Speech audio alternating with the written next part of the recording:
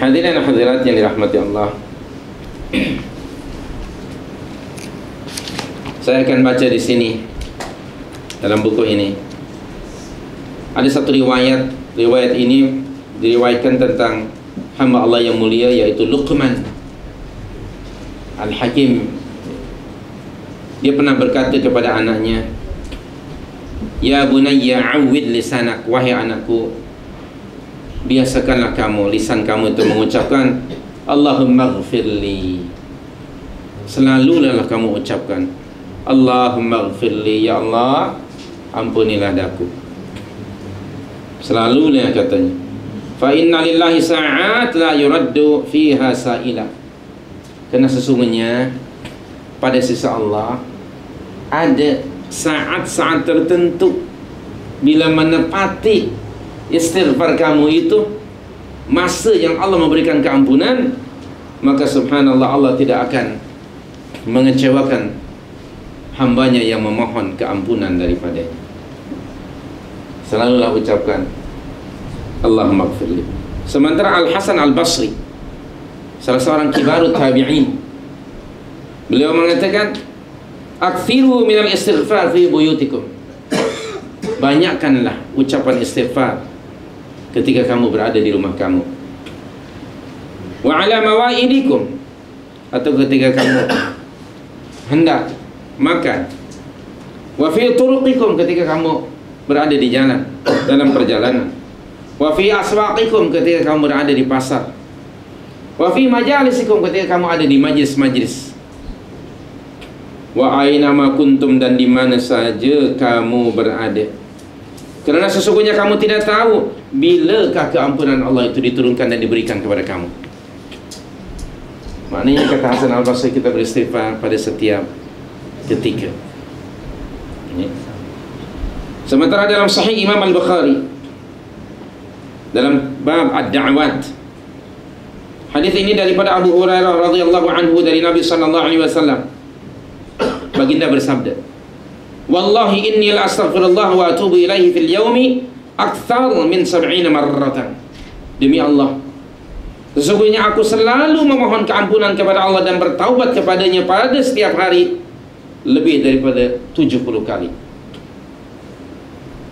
Ada dalam kitab Riyadhus Shalihin bab taubat. Di antara 70 hingga 100 kali.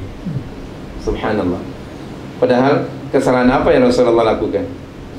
Bukankah Rasulullah itu ma'sum? Subhanallah. Wallahu ya'asimuka minan nas. Bahkan Allah sudah memberitahukan kepada Nabi SAW ketika Nabi masih hidup. Surah 48 ayat yang kedua. "Liyaghfira laka Allahu ma taqaddama min dzambika wa ma ta'akhkhar." Allahu Akbar. Hanya baginda yang mendapat keampunan itu. Ya Muhammad, Allah telah mengampuni dosa-dosa kamu jika kamu melakukan dosa dan kesalahan, sama ada yang telah lalu ataupun yang akan datang. Subhanallah. Free of sin. Surah 48 ayat yang kedua. Satu ketika, satu malam, Aisyah radhiyallahu anha mendapati, sebelum Aisyah hendak tidur, going to sleep, dia dapati Rasulullah sedang berdiri menunaikan qiyamul lail. Aisyah bangun di tengah malam, dia nampak Rasulullah pun sedang salat juga. Dan ketika Aisyah bangun dari tidurnya menjelang subuh, dia dapati Rasulullah sedang berdiri, masih berdiri, dan nampak betis Nabi itu bengkak-bengkak.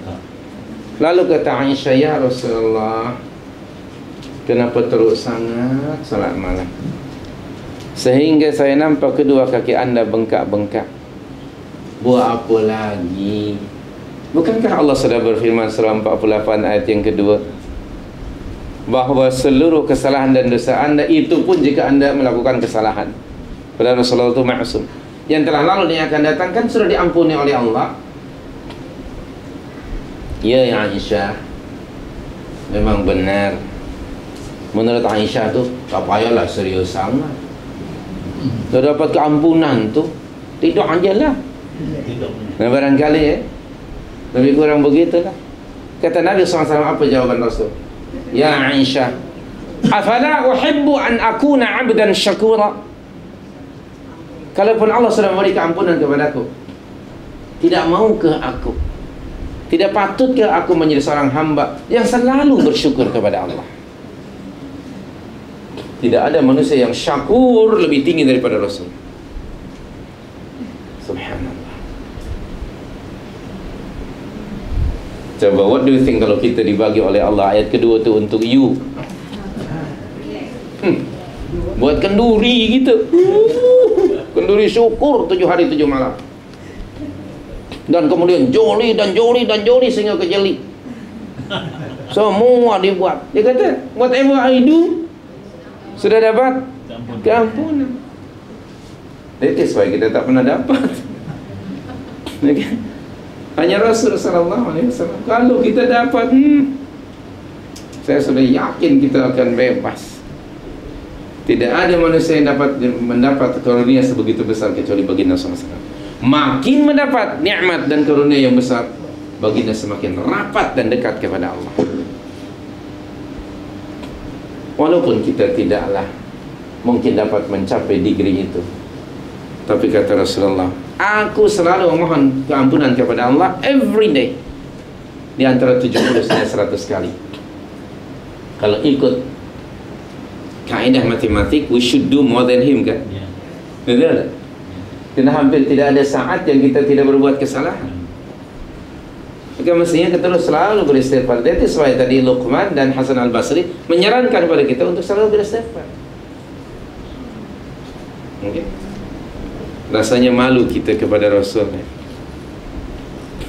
Kita hari-hari, tiada hari tanpa maksiat, tiada hari tanpa dosa, tapi relax saja. Alah, nantilah paknya.